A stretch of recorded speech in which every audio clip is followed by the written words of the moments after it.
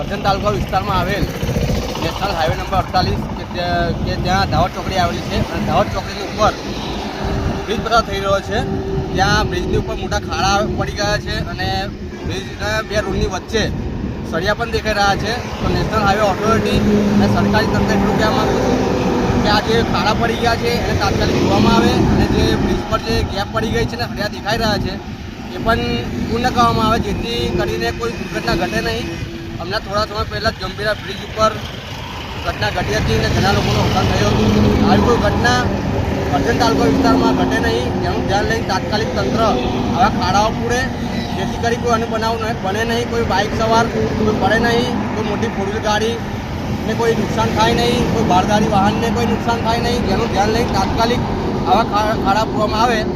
જય આદિવાસી, જય જોહર, જય ભીમ। હું ઘનશ્યામભાઈ મેલસંગભાઈ વસાવા, ભારત આદિવાસી સંવિધાન સેના, વડોદરા જિલ્લા।